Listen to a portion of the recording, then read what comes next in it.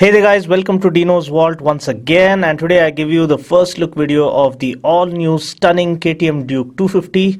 You'll understand why I use the word stunning when you witness this bike in the flesh. That's how beautiful and irresistible it truly is. And what a day it has been. The launch event of the all new Duke series was short, sweet and right to the point, and it had the Orange Brigade dancing all over while also drooling over the new lineup readied by KTM that not only just raises the bar of expectation but actually sends it right through the roof, because that's how freakingly amazing these new Dukes are.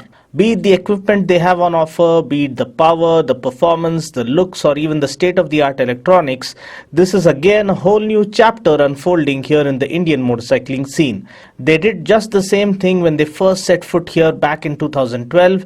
Everything about the bike screamed fresh and radical and new age, and while we were wondering how possibly they can better these super successful machines, KTM have not just managed to meet the expectation, but they have surpassed that by many a mile and have well and truly created a sensational lineup that is spectacular in style, phenomenal in form, and absolutely stellar in performance. Well, without wasting any more time, let's get straight down to the business. First of all, looking at the design, the headlamp looks very much reminiscent to the first generation Super Duke and looks stunning with the LED position light surrounding the headlamp like a halo. The orange housing that the headlamp gets too looks nice and racy. The headlamp does get the AHO feature, or always headlamp on feature, and comes on the moment you start the bike. And just as we've been seeing lately, we do not get the light switch here as well.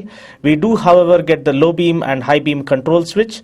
I love the treatment given to the front fender. It looks neatly edged out and looks more modern. The alloy wheels look awesome, and the rim lines sporting the KTM logo too look very attractive. The fork seals now are of better quality to prevent any leakage or other issues. Now coming to the profile, the sharp and edgy fuel tank takes center stage here. It just looks out of this world, especially in this orange attire.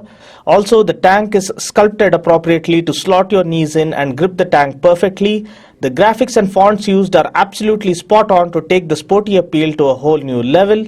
The steel trellis frame along with the exposed bolt-on subframe underscores the radical and hooligan theme of the design concept.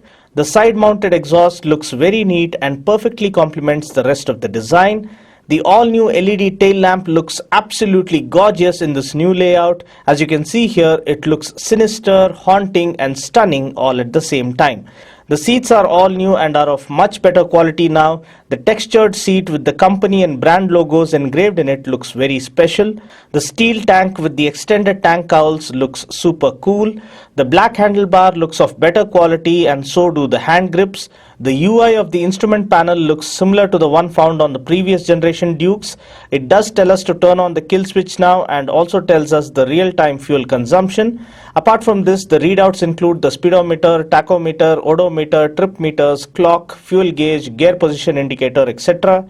The switch gear is of good quality. We do get the backlit switches as is the case with other Dukes, and we do get a high beam flasher and an engine kill switch.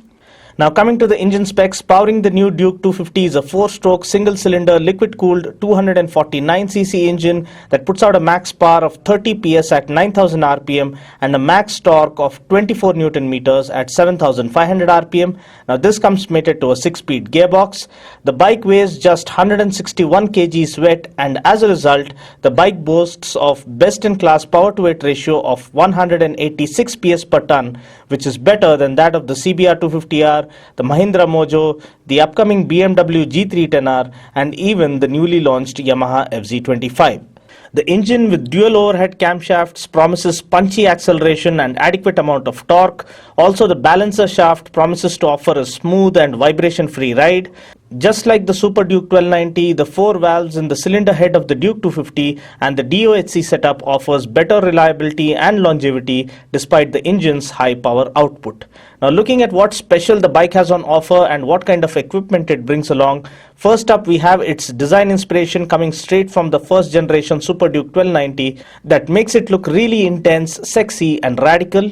We then have the split trellis frame with a bolt-on subframe that keeps the weight close to the center of gravity, thereby offering nimbler handling and precise maneuverability. Then we have the open cartridge upside down front forks with height adjustment, better leakage prevention and improved ride quality, and I believe that's something really impressive in this price range. Next, this bike also gets a slipper clutch just like the Duke 390.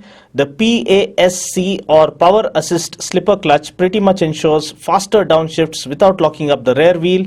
This also results in smoother and lighter clutch operation.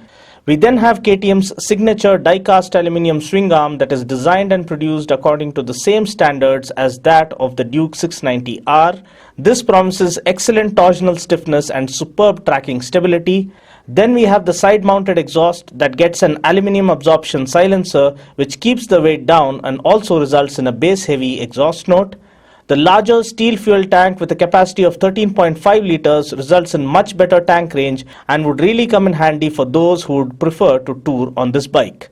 Now please note that there are some features that do not find their way on this bike from the Duke 390. So the following are the features that the Duke 250 doesn't get from the Duke 390.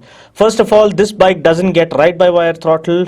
Next, the bike doesn't get the stunning full-color TFT display with smartphone integration.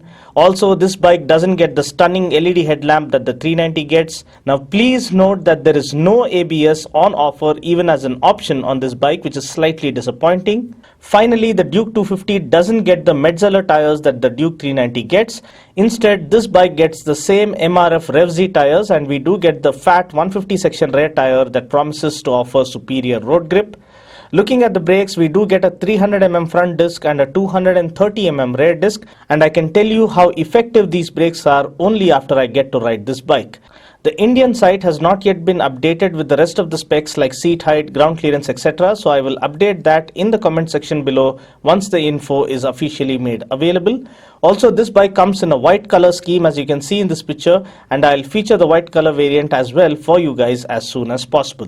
So the new KTM Duke 250 has been launched today at a price of Rs 1,73,000 ex-showroom Delhi, which is absolutely spot on to disturb the territory of the interesting Mojo, the long-lost CBR 250R, and maybe even the upcoming BMW G310R to some extent.